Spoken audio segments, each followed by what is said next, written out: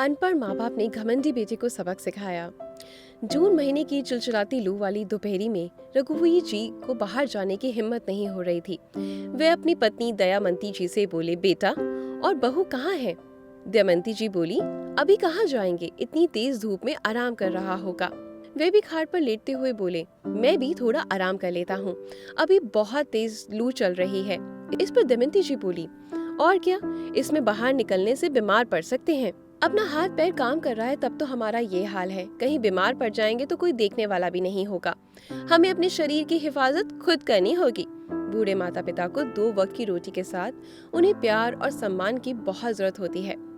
रघुवीर जी लंबी सांसें लेते हुए बोले, जो हर किसी के नसीब में नहीं होता। अभी दोनों लोग बातें कर ही रहे थे कि उनका बेटा आया और बोला, अच्छा तो अभी आराम फरमाया जा रहा है। रघुवीर जी कुछ नहीं बोले। वे उठकर अपने भैंसों को लेकर खेतों में चले गए। रास्ते में यही सोच रहे थे कि पता नहीं भगवान का कब बुलावा आ जाएगा और इस जिंदगी से छुटकारा मिलेगा। दमयंती जी डरते हुए अपने बेटे से बोली, बेटा बहुत तेज धूप है, इसमें तुम्हारे पापा की तबीयत खराब हो जाएगी। उनका बेटा बोला, किसी और काम के तो है नहीं, एक जिम्मेदारी दी है, वो भी करने में परेशानी हो रही है। दमयंती जी चुप हो गई। रघुवीर जी एक जमींदार किसान थे। वे पढ़े लिखे नहीं थे।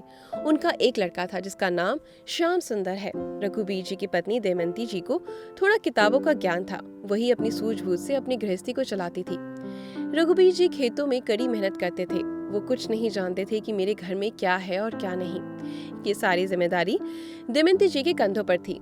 वो नहीं चाहती थी कि उनका बेटा बड़ा होकर अपने बाप के जैसे खेती करे। वे चाहती थी कि मेरा बेटा पढ़ लिखकर डॉक्टर, इंजीनियर बन जाए और काफी सारा पैसा कमाए। लेकिन उनके बेटे को पढ़ाई में मन नहीं लगता था। जैसे तैसे पढ़ाई पूरी कर ली मगर नौकरी नहीं की।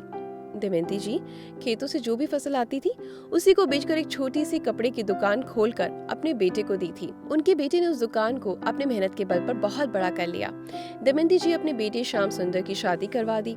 शुरुआती दिनों में तो सब कुछ सही चल रहा था, मगर धीरे धीरे बहू रीमा ने अपने असली रंग दिखाने शुरू कर दिए। 2 बच्चों के जन्म के बाद उसने घर के काम करना तो दूर, काम को छूना तक छोड़ दिया। घर के सारे काम की जिम्मेदारी उसने दमयंती जी के कंधों पर डाल दी। दमयंती जी के कुछ भी कहने पर रीमा बात का बतंगड़ बना देती और श्याम सुंदर के कान भर देती। धीरे धीरे श्याम सुंदर भी सीमा के रंग में रंगने लगा और उसके मुंह में जो भी आता दमयंती जी को बकने लगता। श्याम सुंदर अपने पापा का बिल्कुल सम्मान नहीं करता। कुछ वक्त के बाद आज जब उन्होंने अपने बेटे श्याम सुंदर से कहा कि मेरे महीने की दवाई खत्म हो गई है और आज तुम्हारी माँ की तबीयत भी कुछ ठीक नहीं है, तो दुकान से आते वक्त दवाई लेते आना। श्याम सुंदर ने एक टूक जवाब दिया, बाबूजी अब मेरे पास आप लोगों पर खर्च करने के लिए 1 रुपए भी नहीं है। आपने अपनी जिंदगी में क्या ही किया है, खेती बाड़ी से कुछ भी नहीं होता। 2-3 दिन ठहर जाइए, आपका वृद्धा पेंशन का पैसा आ जाएगा, तो मैं आप दोनों की दवाई लेकर आ जाऊंगा। 2 दिन अगर आप दोनों दवाई नहीं खाएंगे तो कुछ बिगड़ने वाला नहीं, इतना जान लीजिए। दमयंती जी वहाँ आई और बोली, बेटा ठीक है, 2 दिन बाद ही दवाई ला देना, पहले तुम कुछ खा पी लो। बहू रीमा अंदर से आवाज लगाई, पापा जी भैंसों का दूध तो निकाल लो, डेयरी बंद भी हो जाएगी। दमयंती जी से रहा नहीं गया और वह बोल पड़ी, बहू हम दोनों दिन भर घर के काम करते रहते हैं, लेकिन जरा सी दवाई लाने के लिए बोल दिया तो तुम्हारे पास पैसे नहीं होते। सारा दूध बेचकर पैसा बना लेती है, हमें उसमें भी कोई एतराज नहीं, लेकिन जब हम बीमार पड़ते हैं तो हमारे इलाज करवाने की जिम्मेदारी भी तुम्हारी है। बड़ी दोपहरी में 3-3 भैंसों की देखभाल करते हैं, उसके लिए चारा काटते हैं, लेकिन उनको 250 ग्राम दूध देने में तुम्हारी जान निकल जाती है। सारा दूध बेचकर पैसा बना लेती हो, लेकिन हमें उसे कोई दिक्कत नहीं, लेकिन जब हम बीमार पड़ते हैं तो हमारी इलाज कराने की जिम्मेदारी भी तुम्हारी है। तभी उनका बेटा सुंदरलाल बोला, माँ मेरी पत्नी से आप ऐसे कैसे बात कर सकती हो? यदि काम नहीं करोगे तो इस घर में मुफ्त की रोटी भी नहीं मिलेगी, समझे? रघुवीर जी अपनी पत्नी को चुप कराते हुए बोले, चिंता क्यों करती है, मैं कल ही बैंक जाकर कुछ पैसे निकाल लूंगा और तुम्हारी दवाइयाँ ले आऊंगा। और वैसे भी मेरी खांसी का क्या है, काढ़ा बनाकर दे देना, मैं पी लूंगा तो ठीक हो जाऊंगा। इतना कहकर दोनों अपने कमरे में आराम करने चले गए। रीमा अपने पति सुंदरलाल से बोली, इस घर में या तो तुम्हारे मम्मी पापा रहेंगे या फिर मैं रहूंगी, मैं इन दोनों को और नहीं झेल सकती। ये लो ले जाकर महारानी को खाना दे दो, नहीं तो उसके लिए भी हमें ताना सुनाएंगे। सुंदरलाल चिल्लाते हुए बोला, माँ ये क्या लगा रखा है, हमेशा छोटी मोटी चीजों के लिए लड़ती रहती हो, फिर खाना छोड़कर चली जाती हो। इस उम्र में 2 वक्त की रोटी मिल रही है, और क्या चाहिए? अरे जाकर देखो, किसी किसी को तो ये भी नसीब नहीं होती। अरे शुक्र करो कि तुम्हारी बहू इतनी अच्छी है, वे कुछ नहीं बोलती। दमयंती जी बोली, लोग कहते हैं शादी के बाद बेटी पराई हो जाती है, लेकिन हमने तो अपना बेटा ही पराया कर दिया। बहू तो दूसरे घर की आई है, लेकिन बेटा तो मेरा है। उसने देखा नहीं कि पापा ये सूखी रोटी कैसे खाएंगे। भरी दोपहरी में भैंसों को खिलाने के, घास काटने के लिए चलाता रहता है, लेकिन पापा को दूध मिला या नहीं उससे कोई फर्क नहीं पड़ता। रघुबीर जी धीरे से बोले, अरे हम लोगों से ज्यादा इज्जत तो लोग नौकरों को देते हैं। इस घर में हमारी कोई औकात ही नहीं है। हमें अपने ही घर में घुट घुट कर रहना पड़ता है। ऐसी जिंदगी जीना ही क्यों। दोनों की बातें करते करते कब आंख लग गई पता ही नहीं चला। अगली सुबह रघुबीर जी दवाई लेने के लिए निकल गए और दमयंती जी पुराने दिन को याद करने लगी। मुझे आज भी याद है, जब ये बीमार पड़ता था तो हमारे पास पैसे नहीं होते थे। पड़ोसियों से उधार लेकर कई किलोमीटर दूर जाकर इसके लिए दवाई लेकर आते थे। आज यही बेटा हमें बीमार छोड़कर अपने काम पर चला गया। ये सब हमारे भाग्य का दोष है। पुरानी बातों को याद करते करते घर के सारे काम निपटा रही थी। बहू को तो बस आराम ही करना था। आज ये दर्द हो रहा था तो कल वह दर्द हो रहा था।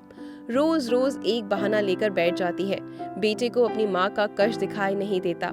उधर रघुबीर जी दवाइयाँ लेकर लौट रहे थे तो रास्ते में हलवाई की दुकान दिखी, जहाँ गर्मा गर्म जलेबियाँ निकाली जा रही थी। मनी मन सोचे, दमयंती जी को जलेबी पसंद है। यही सोचकर उन्होंने अपने कुर्ते की जेब में हाथ डाला तो 20 रुपए बचे थे। उन्होंने 10 की जलेबी ले ली और 10 बचा लिए। जब वहाँ से आगे बढ़े तो लॉटरी की लाइन लगी हुई थी। सभी लोग अपनी किस्मत आजमा रहे थे। ये भी मनी मन सोचने लगे कि मैं भी लॉटरी लगाऊं क्या, कहीं बुढ़ापे में भगवान मेरी किस्मत का दरवाजा खोल दे। यही सोचकर लॉटरी का टिकट कटा ली और खुशी खुशी घर आ गए। पहुँचते पहुँचते शाम हो गई। हाथ मुँह धोकर दोनों दंपत्ति जलेबी के मजे ले रहे थे। तभी उधर से बेटा और बहू आए। उनका बेटा जोर से चलाया, एक तरफ तो आप कहते हैं आपको दवाइयाँ चाहिए और दूसरी तरफ जलेबी खा रहे हैं। क्या आपको ये मालूम नहीं कि ये सब आपकी सेहत के लिए ठीक नहीं? बहू तुनक कर बोली, हद होती है चटोरेपन की। बुढ़ापे में सही दिमाग काम करना भी बंद कर देता है। दोनों माता पिता के मुंह में जलेबी ना अंदर जा रही थी और ना ही बाहर आ पा रही थी। दोनों बेटा बहू चले गए।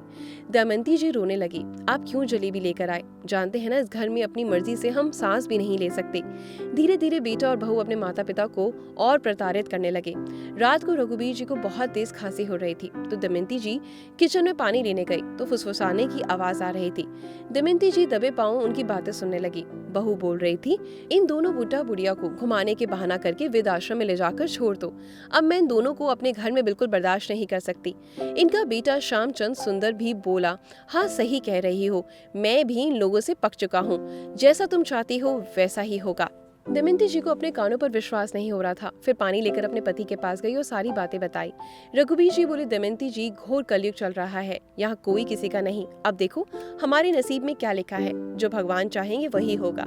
अगली सुबह बेल बजी। बेटी ने दरवाजा खोला तो कुछ लोग दरवाजे पर खड़े थे। उनसे बोले, रघुबीर जी कहाँ है, घर पर है या नहीं? जी हाँ यही है, उन्हें बुलाइए। अब क्या किया इन्होंने, कोई लोन तो नहीं ले लिया? जोर जोर से पापा कहकर चिल्लाने लगा। रघुबीर जी और उनकी पत्नी दोनों वहाँ आ गए। हाँ जी बोलिए, मैं रघुबीर हूँ। आप 50 लाख की लॉटरी जीत गए हैं, आप अपना खाता नंबर दें। अब तो मानो रघुबीर जी की खुशी का ठिकाना ही नहीं रहा। बेटा बहू भी खुश हो गए।